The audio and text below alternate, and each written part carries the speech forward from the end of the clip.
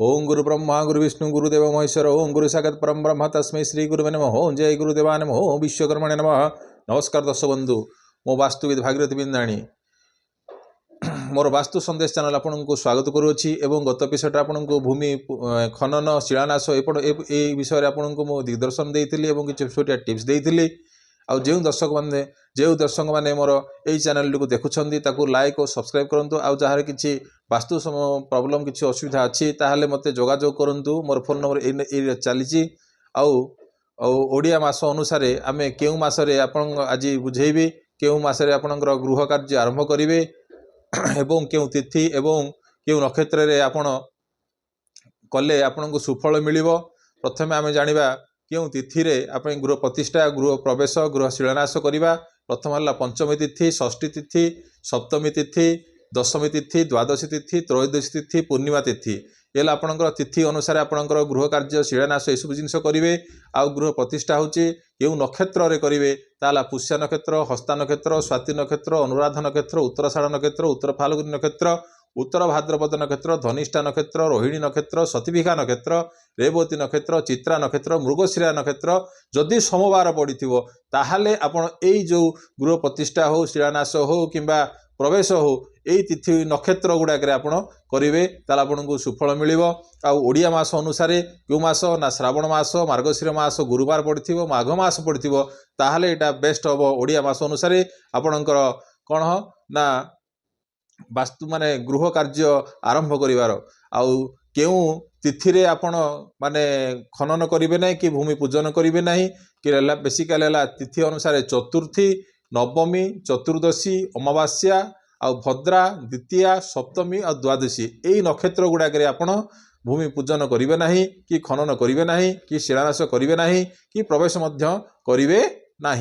आउ कौन है ओडिया मास अनुसार क्यों मास आपन को फेवरेबल कर बेसिकाली बैशाख मास, फाल्गुन मास, भाद्र मास, कार्तिक मास यही जो 4 मास आपन को कहली ये बहुत आपन को फेवरेबल दब आउ एडजस्टमेंट हो।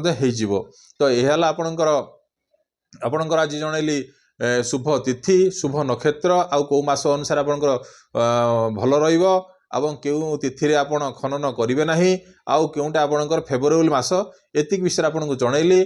आउ आज आपन को गोटे छोटिया टिप्स देवी जोटा कि माँ लक्ष्मी को केमिति आपण आकर्षित करेंगे एवं आपणकर लक्ष्मी आपणकर गृह को सदा सर्वदा कृपामय करेंगे। तापर आपन को गोटे छोटिया टिप्स दूची जो व्यक्ति माने धन पाई किंबा सदा बेले परेशानी होते से माने कौन करेंगे प्रत्येक दिन श्री सूक्त एक थर पढ़े।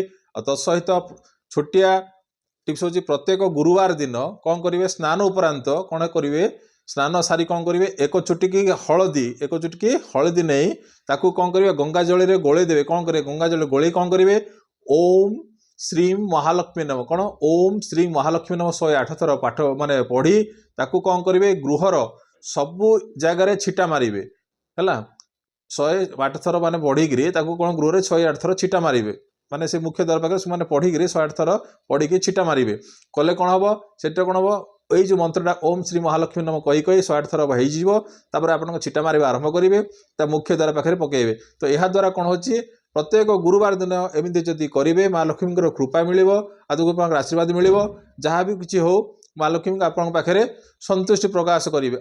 जदि पारुछंती श्रीसूक्त एक थर गुरुवार पठन करेंगे किंबा नित्य पठन करूँ माँ लक्ष्मी कृपा मिल। जार कुंडली भी माने द्वितीय भाव नीच अवस्था रे थिबो किंबा द्वितीय भाव पाप करते थिबो किंबा द्वितीय भाव रे पाप ग्रहर माने दृष्टि पड़ुथबो ताहाले एई उपायटा आपन को बहुत माने लाभदायक हबो।